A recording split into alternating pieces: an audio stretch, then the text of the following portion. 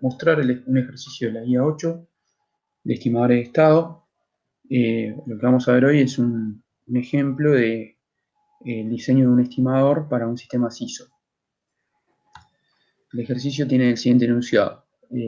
Para el sistema que se muestra en la figura, se desea diseñar un estimador de estados considerando la planta a lazo abierto. La entrada de la nueva planta será la tensión de alimentación del motor y su salida a la tensión proporcional al desplazamiento del resorte.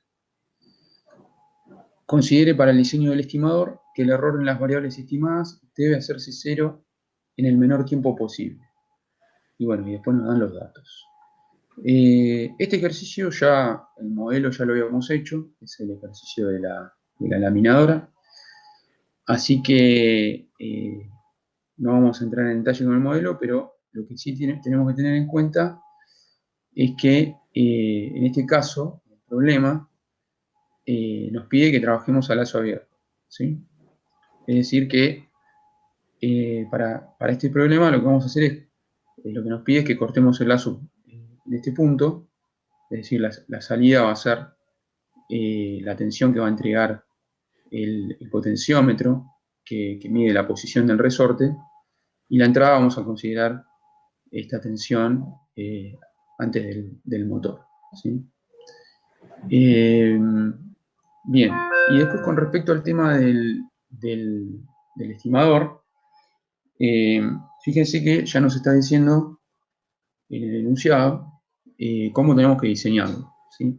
De todos modos, vamos a probar alguna otra opción más allá de lo que nos pide el ejercicio, como para mostrar algunas cuestiones asociadas al diseño del estimador.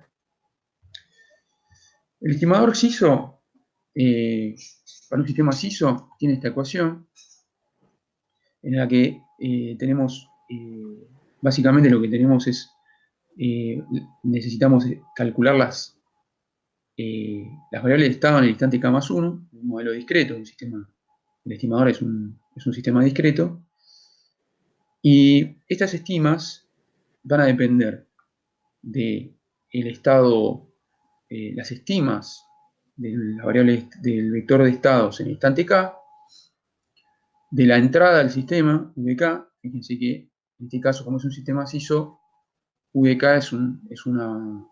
no es un vector, sino que es una única entrada. Y lo mismo también va a depender de la salida, ¿sí? En este caso también la salida es una única salida, ¿sí? Y además de esas variables, también va a depender del modelo que hagamos nosotros del sistema, de las variables de A, B y C, del modelo de estado discreto del sistema original. Y vamos a tener que, además, elegir un vector de realimentación, H, que nos va a permitir, por un lado, modificar la dinámica del error en la estimación, que va a depender de este término que está resaltado en la filmina, pero además va a influir en el ruido, en la estimación, si la medición de la salida tiene ruido, ¿sí? Entonces, nosotros vamos a tener por una relación de compromiso entre la dinámica del error que queremos tener a partir de un error que vamos a tener, por ejemplo, con una diferencia en condiciones iniciales, y también, por otro lado, vamos a tener que jugar como para minimizar o controlar el ruido en la estimación de todas las variables de estado que nos puede generar una salida del sistema ruidosa, ¿sí? Entonces, bueno, en primer lugar, para diseñar este estimador que nos pide el ejercicio, vamos a plantear el modelo del sistema, ¿sí? Modelo de estado, tenemos que llegar a un modelo de estado discreto. Entonces, el modelo de estado, partimos del sistema original. Por suerte ya tenemos disponible, hicimos las guías, tenemos disponible el diagrama en bloques de este sistema. En este caso lo que vamos a hacer es cortar el lazo cerrado, lo vamos a cortar, vamos a trabajar con el sistema lazo abierto, es decir que en el diagrama en bloques lo que tendríamos que hacer es cortar esta realimentación que tenemos a la entrada del sistema, ¿sí? Entonces, considerando este diagrama en bloques y con esta apreciación de que estamos cortando el lazo y los datos que nos da el problema, podemos plantear primero el modelo de estados de tiempo continuo, ¿sí? Entonces, hacemos un breve repaso, identificamos las variables de interés para plantear el modelo de estado. Tenemos BR va a ser nuestra entrada, BP va a ser nuestra salida, ¿sí? Y luego tenemos las variables de estado que van a ser la corriente de armadura, la velocidad del rotor del motor de continuo y la posición del resorte, ¿sí? Entonces planteamos las ecuaciones de estado asociadas a cada una de estas variables, planteamos la ecuación asociada a la corriente, que esta la calculamos directamente a partir del diagrama en bloques.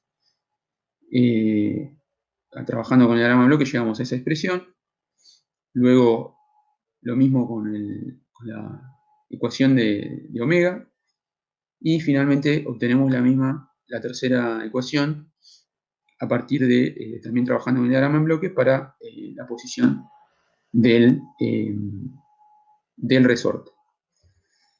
Con estas tres ecuaciones pasamos al modelo de estado matricial, como ya saben hacer. Fíjense que tenemos de las ecuaciones directamente sale la matriz A y la matriz B.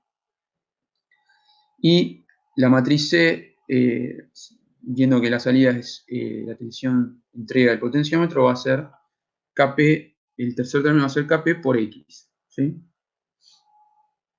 Obvio que la matriz D en este caso es 0. Utilizando los datos del problema, podemos llegar al modelo de estados continuo con valores numéricos, ¿sí? Eso ya lo tienen que tener súper claro. Bien, teniendo el modelo de estado continuo, si lo simulamos, vamos a obtener para un escalón, una respuesta al escalón del sistema, vamos a tener esta respuesta de cada una de las variables de estado, la corriente de armadura, de la velocidad angular del rotor y de la tensión del sensor de posición del resorte, ¿sí? Entonces, ahora lo que tenemos que hacer es pasar del modelo de estado continuo al modelo de estado discreto, como también ya estuvimos viendo en las guías anteriores, utilizando el periodo muestreo que nos proporciona el ejercicio.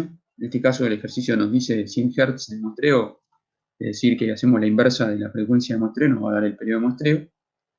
Y con ese periodo de muestreo tenemos esas matrices que tenemos acá, la matriz A discreta, la matriz B discreta y la matriz C discreta.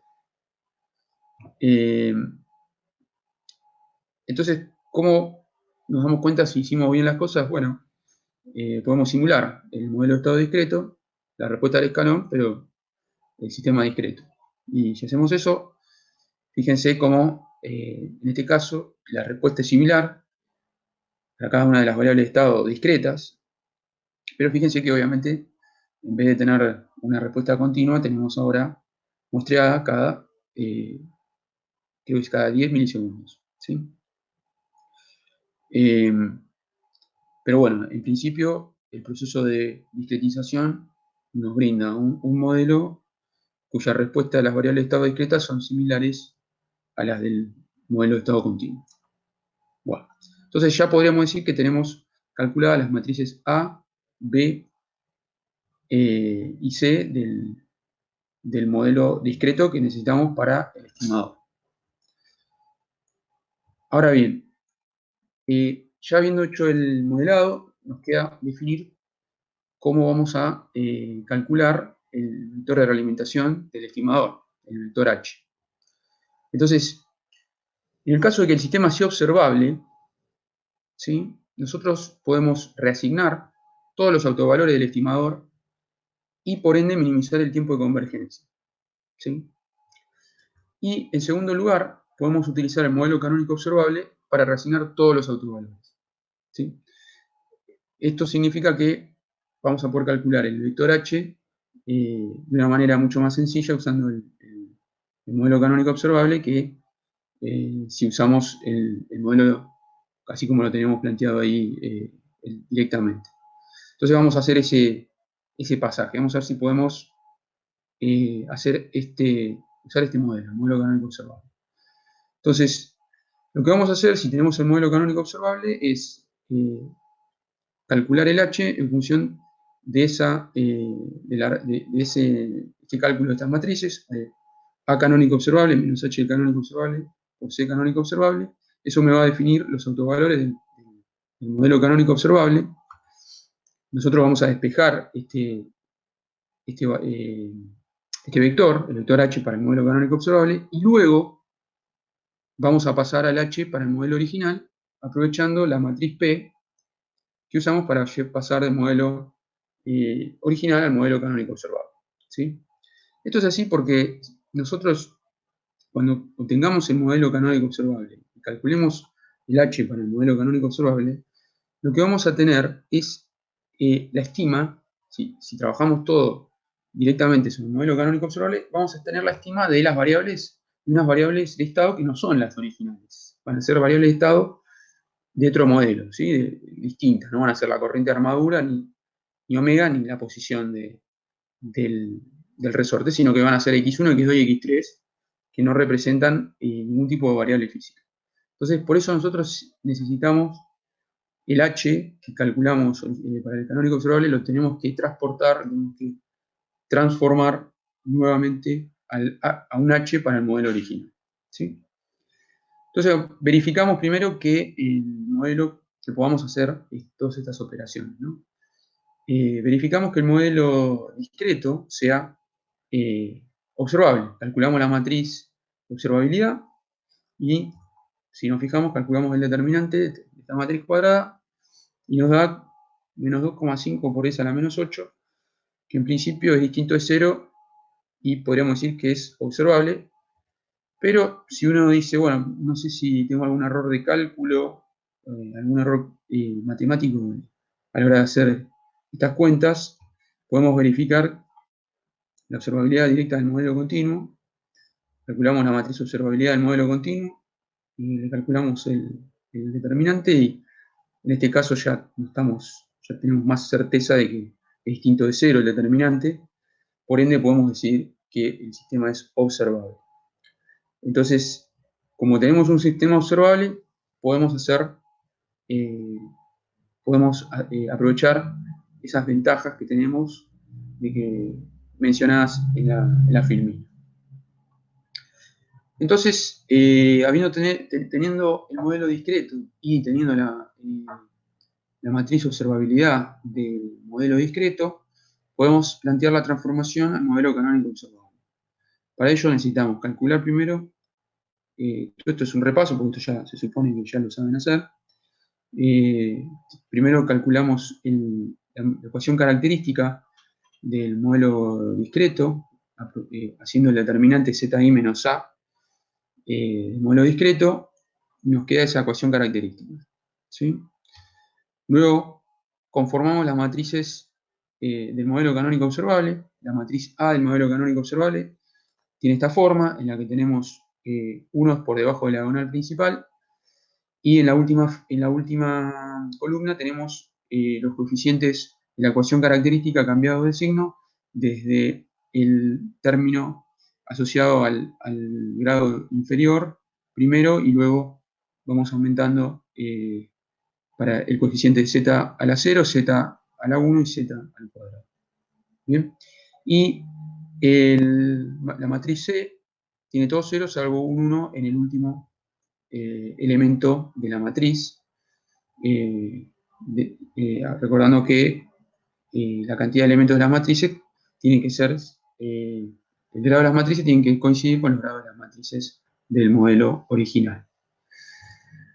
Luego calculamos la matriz de observabilidad del modelo canónico observable, utilizando la matriz A y C que ya tenemos calculadas previamente, y con la matriz de observabilidad del canónico observable y la inversa de la matriz observabilidad del modelo discreto original, podemos calcular la matriz de transformación que nos permite llevar el modelo original al modelo canónico observable. Finalmente podemos calcular la matriz B del modelo canónico observable haciendo la inversa de la matriz P por B del modelo discreto original. Y con eso podemos llevar el modelo original al modelo canónico observable. Fíjense que ahora tenemos las variables de estado, van a ser x1, x2 y x3, en K más 1 y en K. Ya dejamos de tener las variables de estado originales. Entonces, es por esa razón que nosotros tenemos que volver para atrás. Si no, no estaríamos estimando, si usáramos directo el modelo canónico observable, no estaríamos estimando las variables de interés, sino otras variables que no nos interesan para el problema. Bien, ya teniendo el modelo canónico observable y la matriz de transformación, ahora podemos, y recordando que tenemos que calcular este H que nos permite, este vector de realimentación que nos permite reasignar los autovalores del estimador. Entonces, bien, ¿qué hacemos ahora? ¿Cómo calculamos, cómo seguimos a partir de esta ecuación? Entonces, el problema nos pedía que minimicemos el tiempo de convergencia. Entonces, para ello debemos asignar todos los autovalores del estimador a z igual a 0. ¿Sí? Esto es lo mismo que decir que la ecuación característica del estimador tiene que ser igual a z cubo. ¿Sí? Entonces, recordando que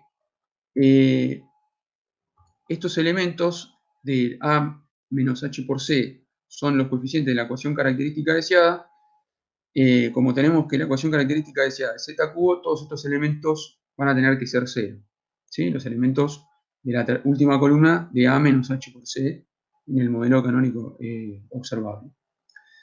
Entonces, ya teniendo la matriz A del modelo canónico observable, y tenemos que H del canónico observable por C del canónico observable va a ser un vector H en 3 elementos multiplicado por la matriz C del modelo canónico observable, que es 0, 0, 1.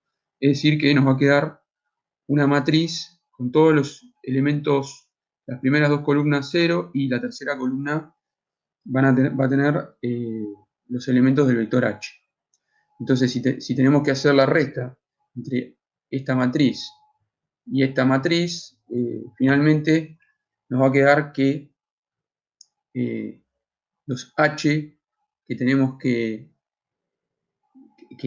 poner en el H, los elementos, perdón, que tenemos que poner en el vector H canónico observable tienen que ser los mismos que tenemos en el tercer columna de la matriz A del modelo canónico observable. ¿Sí? De esta manera me va a quedar esta, esta matriz A menos H por C, cuyos elementos de la tercera columna son los que me permiten tener esta ecuación característica deseada. Bien. Entonces, una vez que ya tenemos el H para el modelo canónico observable, lo único que tenemos que hacer es premultiplicar este vector por la matriz P que encontramos para pasar del modelo original al modelo canónico observable. Y eso nos va a dar el vector H que vamos a utilizar para el estimador de la variable de estado del modelo original, que son ese que tenemos ahí. ¿Bien? Entonces, ya tenemos, tenemos el modelo discreto del sistema original, calculamos el vector H que nos pedía, que necesitábamos para armar el estimador, entonces ya tenemos esta ecuación del estimador, x estimado en K más 1, igual a menos H por C, todo del modelo original, por x estimado en K, más B por VK, más H por VK.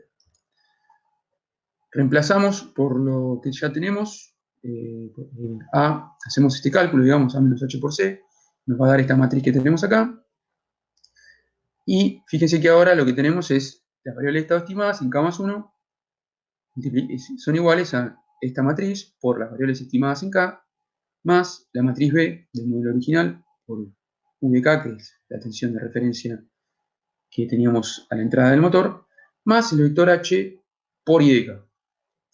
Entonces, nosotros, recordando que este término nos va a modificar la dinámica del error y este término va a estar afectado, nos va a dar el comportamiento que tiene el estimador frente al ruido, nosotros vemos que si analizamos el error, yo ahora igual les voy a mostrar todas estas simulaciones, si analizamos el error, el modelo del error que tiene este estimador, nos va a quedar, en función de las condiciones iniciales, nos va a quedar para cada una de las variables de estado un error que va a tener una duración de 3 muestras para cada una de las variables de estado.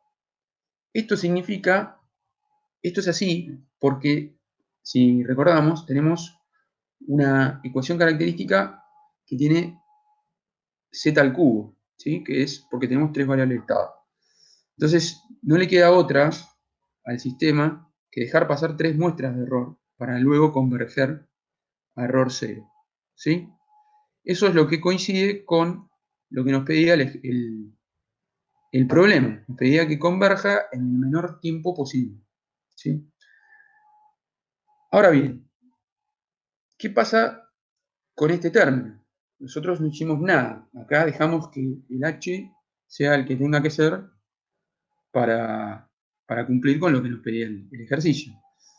Ahora bien, como vimos en la teoría, la norma del vector h nos va a influir en qué tanto afecta el ruido a las estimas de las variables de estado. Y el ruido lo vamos a tener en la salida.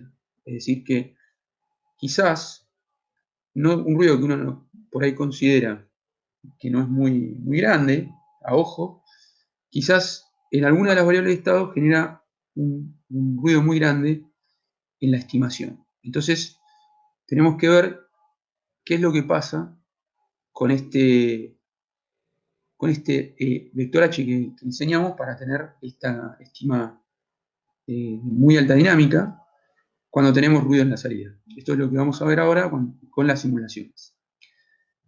Bueno, hasta acá sería la explicación de cómo es el procedimiento para diseñar el estimador para este problema. Es un estimador CISO.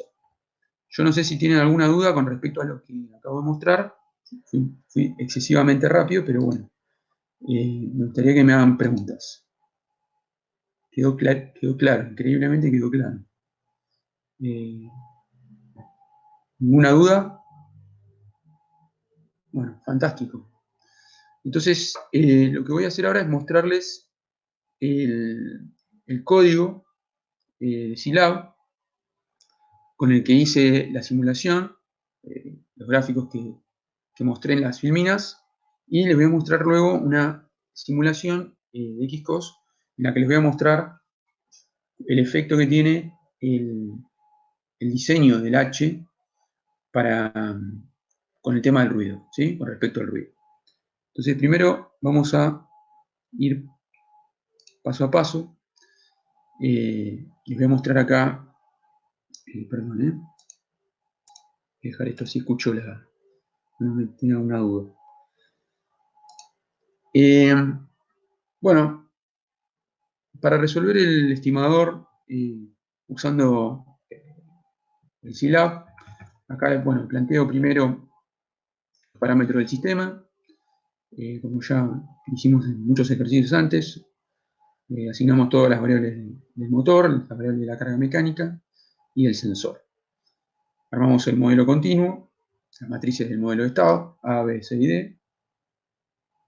Definimos el modelo de estado con esta función. Yo calculé la función de transferencia y calculamos la observabilidad a partir de esta función obsmat que tiene el Scilab, ¿sí? Entonces vamos a ejecutar este tramo de acá.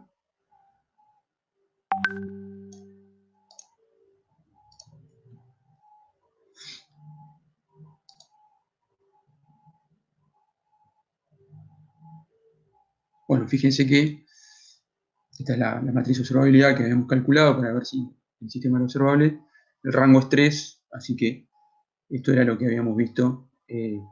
Nosotros lo vimos con el determinante, pero bueno, acá usamos directamente el rango, calculamos la función, usamos la función rank para calcular el rango de la matriz B y determinar que es observable. Bien, hasta acá tenemos el modelo continuo. Les voy a mostrar la simulación que usé para graficar la respuesta al escalón de las variables de estado. Y fíjense que, bueno, definí en este caso un vector C con todas las salidas, digamos, con todas las variables de estado como salidas, ¿sí? Redefiní D para que coincida con la cantidad de salidas. Y bueno, definí el eje temporal y, bueno, con esta función csim calculamos simulamos el sistema frente a una entrada de escalón, ¿sí? Y bueno, y acá tenemos todas las, digamos, cómo se hace para graficar en el Scilab. Esto después lo vamos a subir para que tengan el código de ustedes.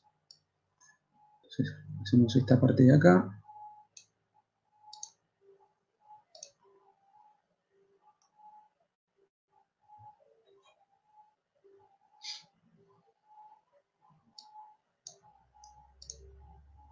Así que bueno, acá tenemos la respuesta a cada una de las variables de estado. Estas respuestas ya las hemos visto antes varias veces con respecto a la corriente de armadura y la velocidad angular del rotor, en otros problemas. Y bueno, y acá en este caso lo que estamos visualizando es la tensión del sensor de posición del resorte. Yo lo que hice fue multiplicar 1000 por 1000, porque si no me quedaba números muy chicos. Bien. Una vez que ya tenemos hicimos los gráficos del modelo continuo, armamos el modelo discreto, le proporcionamos una función de decir pasar de muestre a un modelo discreto P2. ¿Sí? Luego, tenemos las distintas matrices del modelo discreto, calculamos los autovalores del modelo discreto, la función transversal, y acá hacemos el mismo cálculo de observabilidad para el modelo discreto.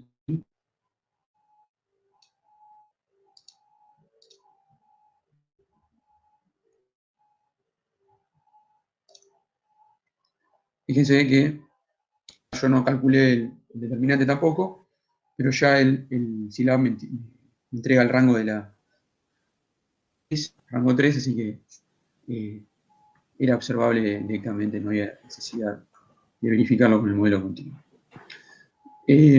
Bueno, entonces ahora hacemos la simulación, como les mostré en las filminas, el modelo discreto, lo mismo que hicimos con el continuo. Acá hay una salvedad que tenemos que usar otra función para la respuesta al escalón, que es distinta a la que usamos para hacer el continuo. Después fíjense, lean los helps de Scilab para que vean la sintaxis.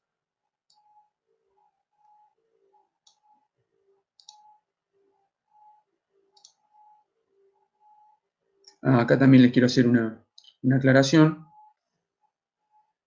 Bueno, acá están las gráficas que mostré en las filminas. Fíjense que la respuesta es escalonada, que es con retenedor de orden 0. Para poder graficar de esta manera con el Scilab, lo que tienen que usar es esta función plot2d2, ¿sí? Porque no es la misma función que esta que tenemos acá, que es plot2d, que no hace esa manera de graficar. De esta manera podemos graficarlo muestra a muestra con escalones, ¿sí? Plot2d2. Bueno, entonces ya tenemos el gráfico, que fíjense que es similar a lo que teníamos antes, pero ahora muestreado cada 10 milisegundos. Bien, el modelo canónico observable lo armamos, como ya vimos en las filminas. Necesitamos los coeficientes del denominador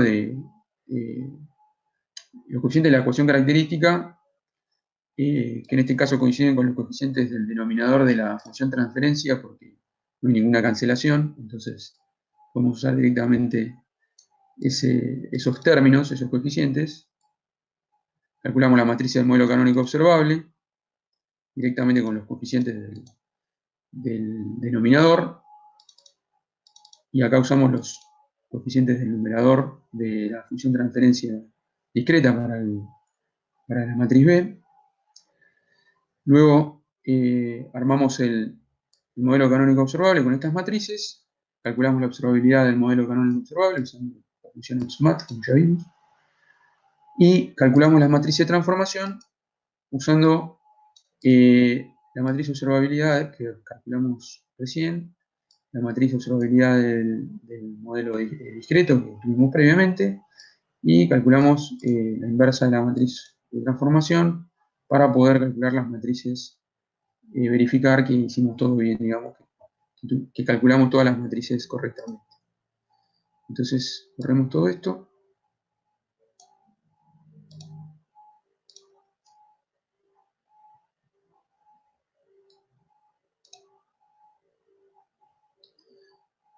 Así que, ¿desde dónde ha corrido? Desde acá.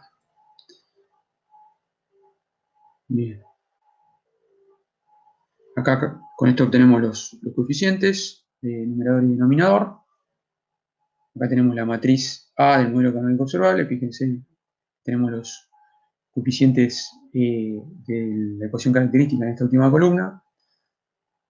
Y fíjense que, bueno, calculé la matriz de observabilidad. El rango es 3. Fíjense que el rango es 3, obviamente. El determinante me da distinto de 0, así que es observable, obviamente. Y calculamos la matriz de transformación, como acá la tenemos calculada, la inversa. Y si verificamos, podemos ver que el modelo A del canónico observable, haciendo la cuenta, usando las matrices de transformación, nos queda, bueno, estos términos que son muy chiquitos, que son debidos a la precisión numérica del silado, pero después nos queda los unos debajo de la diagonal principal, 0, y los mismos elementos que teníamos acá, ¿sí? El B me queda exactamente igual, el que habíamos planteado antes, podemos verificarlo. Nos quedan estos tres, fíjense, 0284, 1555, 528, ¿sí? Nos queda igual. El C me queda igual, como corresponde al modelo canónico observable. Y también podemos verificarlo usando una función embebida de Scilab, que es esta función, perdón, que no se muestra acá, que es esta función state space to state space, ¿sí? SS2SS. Que podemos pedirle que nos pase a otro modelo usando una cierta matriz de transformación a partir de un modelo de estados original, ¿sí? Entonces, eso eh, nos da exactamente lo mismo, salvando el hecho de, obviamente, los errores de cálculo, ¿no? Pero bueno, hasta acá, esto es todo, todavía no hicimos nada del estimado. Todo, ya lo conocemos todo esto. Entonces ahora, bueno, vamos a hacer el diseño del estimador directamente. Nos pedía que los autovalores eran todos ceros. Armamos acá un vector de autovalores iniciados.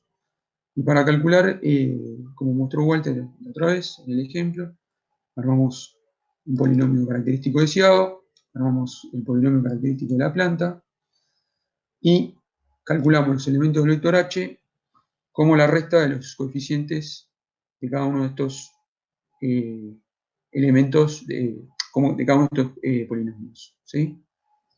Podemos verificar que hicimos bien ese cálculo, podemos verificarlo usando esta función que tiene embebida el Scilab, que es para pole placement, que es para reubicación de polos, salvando el hecho de que, bueno, en este caso tenemos que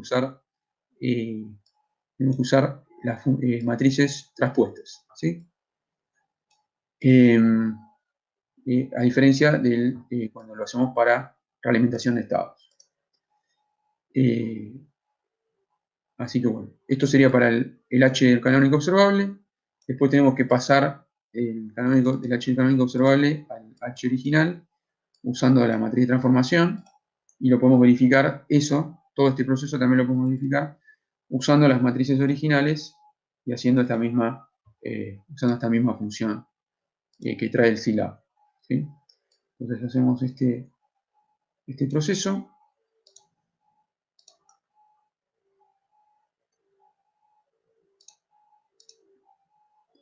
Fíjense que nos da los coeficientes que hemos visto para el H del canónico observable, es la tercera columna del modelo canónico observable, de la A del modelo canónico observable. Y si hacemos eso mismo usando la función embebida, dice que nos da exactamente lo mismo. Así que las cuentas las hicimos bien. Luego hacemos la transformación usando el vector, usando la matriz P de transformación, y nos da este H. Y si hacemos el cálculo de H usando las matrices del modelo discreto original, con los autovalores deseados, fíjense que nos da lo mismo que este H que obtuvimos haciendo los dos pasos. Así que por este lado, las cuentas las pudimos verificar. Entonces, ahora armamos las matrices de esta parte de acá, la voy a usar después, la voy a usar para cuando queramos ver el tema del ruido. Por ahora la salteamos. Calculamos las matrices del estimador. A sería la matriz A, el modelo original, menos H por la matriz C del modelo original. La matriz B del estimador, fíjense que es la matriz B del modelo original. Y acá tenemos la matriz. Lo que hicimos fue armar una matriz B de tal forma de integrar en la primera columna el efecto de la U, de la entrada al sistema, y en esta otra columna tenemos el H, porque acuérdense que en la ecuación del estimador nosotros tenemos la otra entrada del estimador es la salida del sistema, ¿sí? Entonces acá vamos a tener, por eso el B del estimador nos queda de esta forma, ¿sí? Y bueno, después el C del estimador es una matriz identidad, porque nosotros queremos obviamente que la salida del estimador sean todas las variables de estado, ¿sí? Y bueno, y acá calculamos los autovalores del estimador como para ver si quedaron donde nosotros queríamos que estén.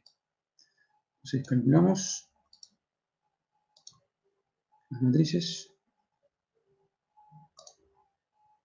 Y bueno, siempre se comete algún pequeño error de cuentas, pero los autovalores, fíjense que están muy cerca de 0, ¿sí? Que era lo que nosotros buscábamos en el diseño, ¿sí?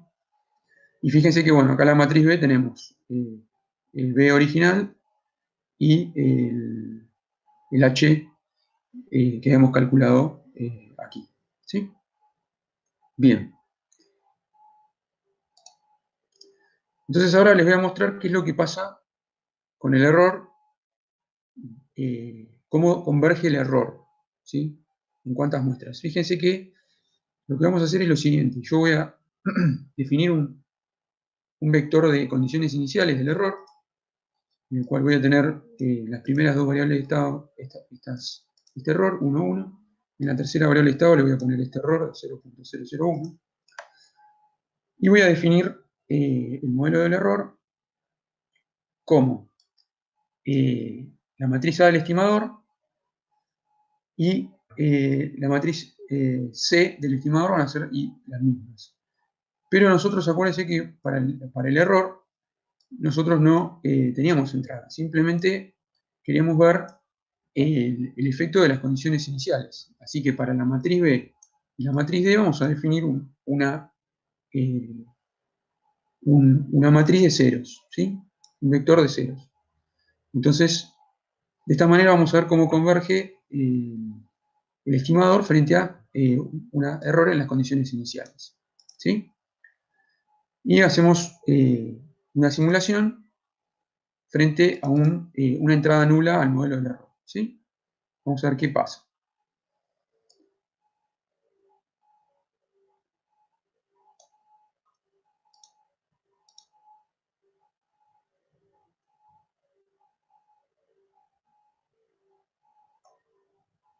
Entonces, fíjense, esto es lo que les mostré en las filminas. Fíjense que nosotros arrancamos con, esto está en milivolts, acuérdense que yo le había puesto un milivolt. Fíjense que arrancamos con el error que le pusimos en las condiciones iniciales. Luego de 3 muestras, fíjense que acá pasa una, la primera muestra llega hasta acá, la segunda muestra llega hasta acá, la tercera muestra llega hasta acá.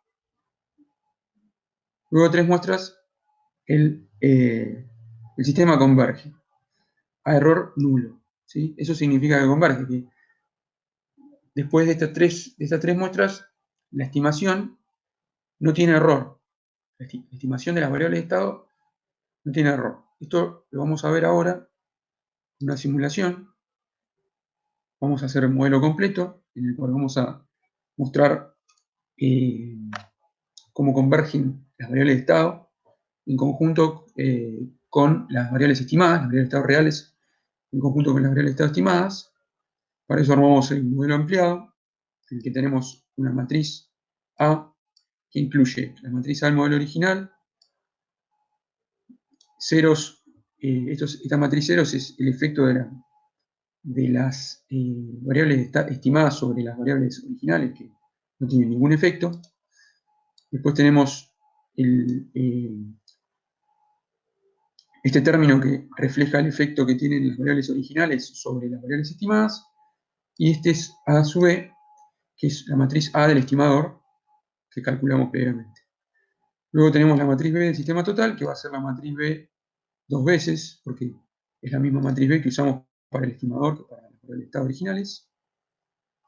Una matriz C que es para ver todas las variables de estado, las originales y las estimadas, y la matriz D va a ser un vector de ceros, ¿sí? Planteamos las condiciones iniciales del modelo, van a estar sobre las variables de estado originales, ¿sí? En las variables de estado estimadas vamos a poner ceros, y armamos el modelo completo definiendo estas matrices, ¿sí? Después, fíjense bien en la sintaxis, si entienden todo. Hacemos la simulación digital, ¿sí? Discreta, perdón, con un escalón discreto, y vamos a ver cómo convergen las variables de estado originales y las variables de estado estimadas.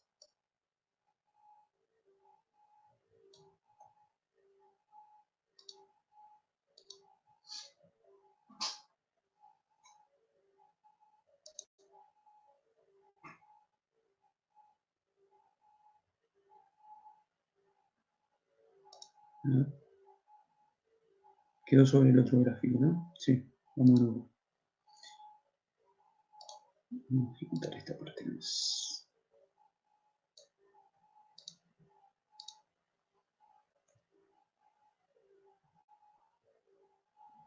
Bueno, ahora sí.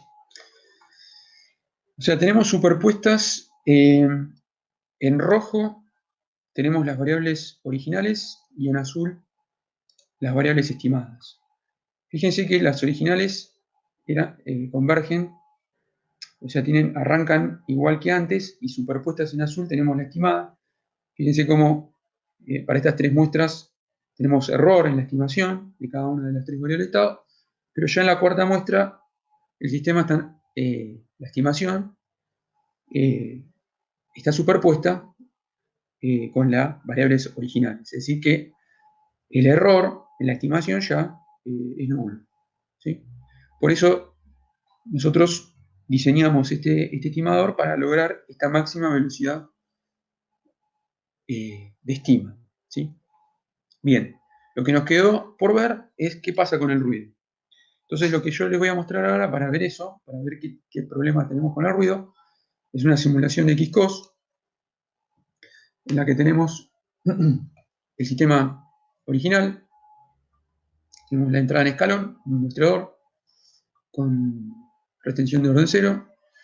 Y luego tenemos la entrada al sistema, el amplificador, la carga eléctrica que representa el motor. Después tenemos la constante de par, la carga mecánica, la constante de la fuerza contra electromotriz. Y todo este bloque representa la parte que tenemos de las poleas, la parte mecánica de las poleas, ¿sí? El roce, acá tenemos el roce de la cinta, ¿sí? Y bueno, el radio, este es el radio del rodillo, ¿sí? Y esta es la constante del resorte que estamos usando en el problema. Acá abajo lo que tenemos es el estimador que armamos. Está representado por este bloque, en el que tenemos un modelo de estado. Si entramos a él, a ver si podemos ver las propiedades. Deja.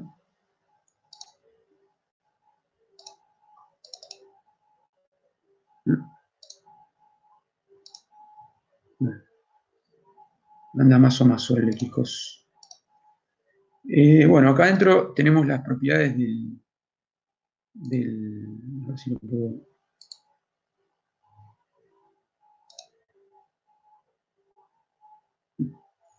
Bueno, lo voy a cerrar y lo voy a abrir de nuevo.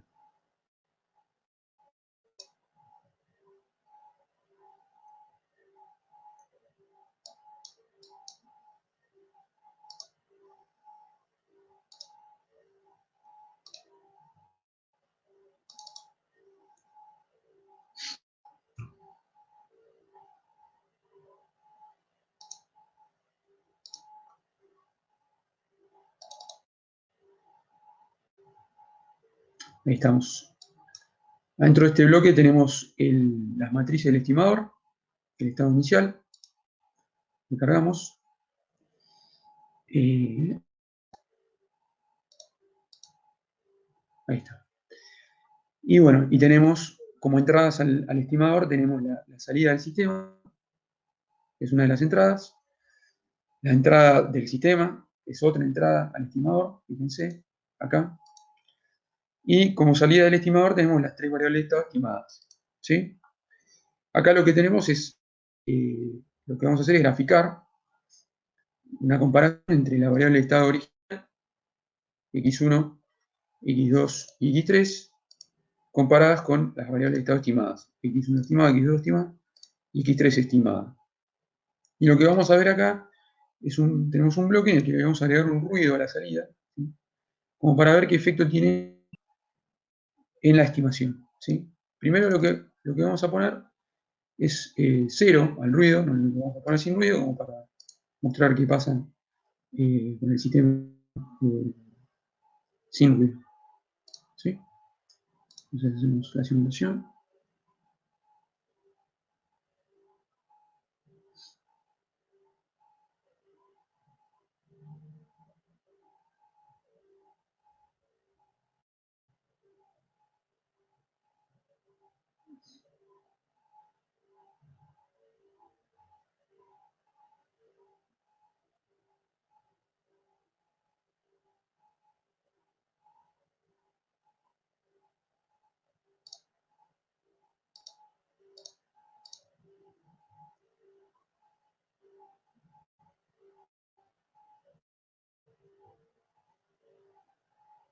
Bueno, acá lo que tenemos primero es la salida. La salida ahora está sin ruido. Esto es lo que hemos visto hicimos la simulación con la línea de comandos. Y acá tenemos la comparación de las distintas variables de estado y su estima. Fíjense que tenemos el mismo ruido al principio, el mismo error de convergencia de 3 muestras, luego converge y no pasa para las otras variables de estado.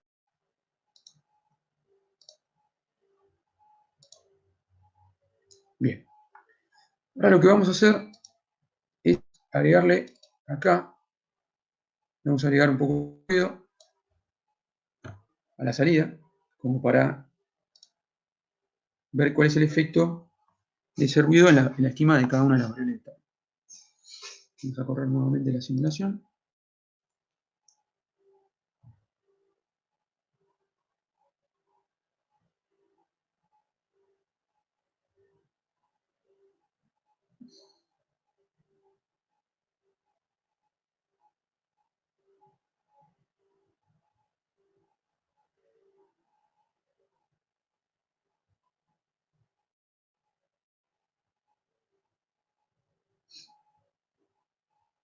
Tengo este problemita que todavía no descubrí qué es, pero igual termina simulando.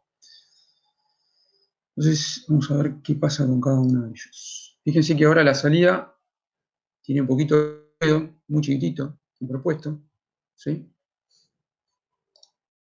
Entonces vamos a ver qué pasa con la estima, ¿no? Vamos a ver primero la posición. Fíjense que la variable estaba original en negro y la estima, fíjense cómo ahora tenemos ruido superpuesto a la estimación. Perdón, ruido sí, a lo que debe ser la estimación. Ahora tenemos la estimación ruidosa, ¿sí? Lo mismo pasa con la velocidad. Acá quizás se empieza a notar un poco más. Y finalmente con la corriente. Fíjense que acá ya es bastante más ruidoso el tema, ¿no?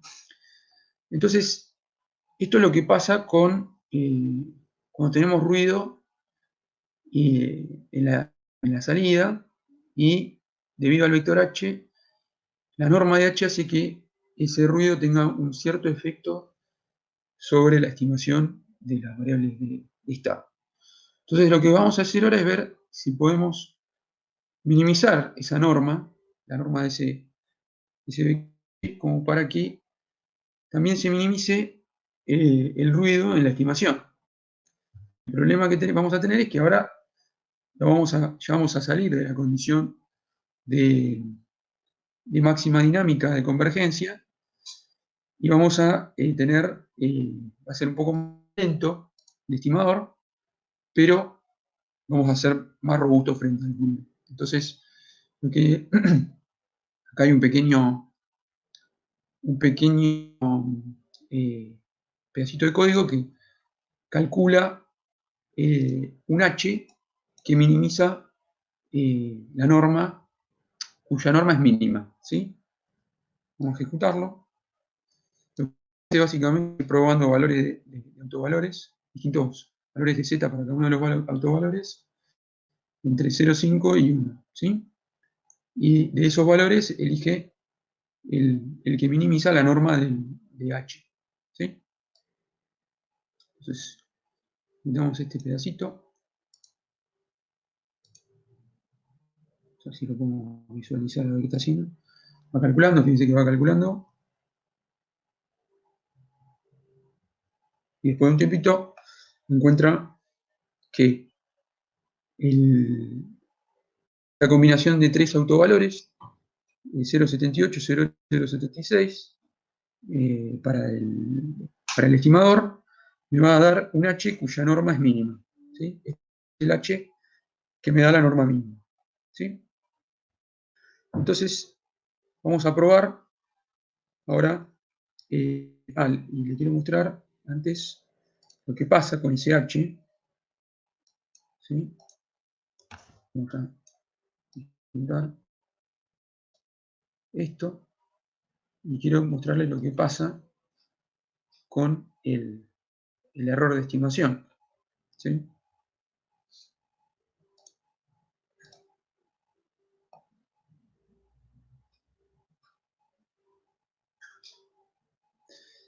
Fíjense que ahora el error, yo había planteado al principio, el sistema tenía un error de 1 ampere, 1 radianes por segundo y 1 milivolt. Fíjense que ahora no converge el error en 3 muestras, sino que ahora tarda más tiempo hasta que se hace 0, ¿sí? Esto es justamente porque ahora el H no fue diseñado para máxima dinámica, sino que lo que hicimos fue minimizar la norma para mejorar el tema del ruido, pero esto obviamente como es un compromiso, ahora es un poquitito más lento. Diría un poquitito, no, bastante más lento, pero bueno. Si les mostramos, fíjense que superpuesta, vamos a ver cómo quedan superpuestas la estima con las variables de estado originales.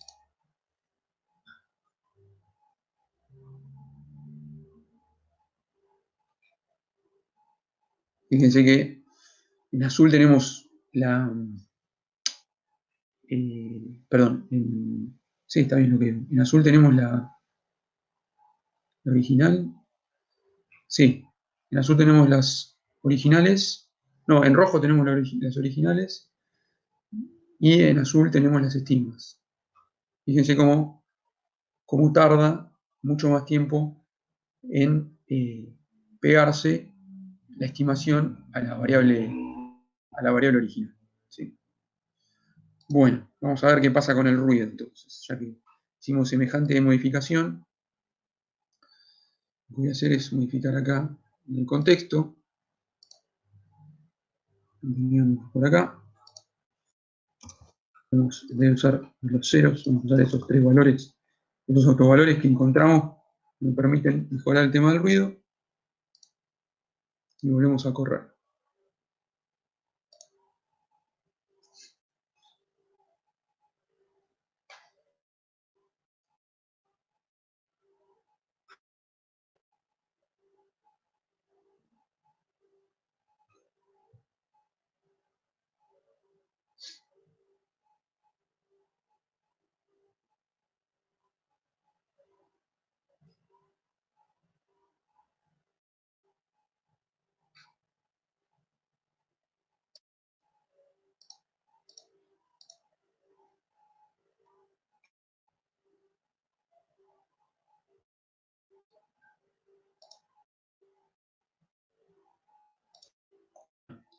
La salida tenemos el mismo ruido que antes. ¿Sí? Fíjense ahora lo que pasó. Esta es la posición.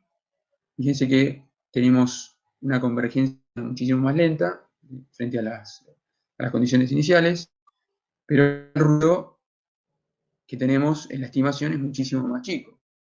Y ahora tengo que hacer un zoom bastante más importante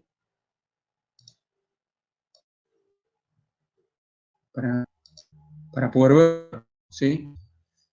Y ahora lo mismo pasa con la velocidad y con la corriente, ¿no? La velocidad, tenemos el mismo problema, al principio el tiempo, luego, una vez que el ruido ni se nota, ya es imperceptible, tengo que hacer un zoom, ni siquiera, no sé cuánto zoom tengo que hacer, recién lo pongo ver, ¿sí? Lo mismo pasa con la corriente. Esta es la corriente. Fíjense que tarda bastante en converger, pero después ya no tenemos ruido. O sea, el ruido que en la salida ya no afecta tanto a la estimación de las variables de estado. Así que bueno, esto es lo que para mostrarles. Vimos cómo el nivel del vector es una función de compromiso entre la convergencia de las funciones iniciales y tolerancia o la robustez de la estimación frente en el sensor que ponemos en la salida. No sé si tiene una duda, le gustaría que muestre. No sé, Walter, Roger, ¿tiene alguna duda? No, perfecto. Bien.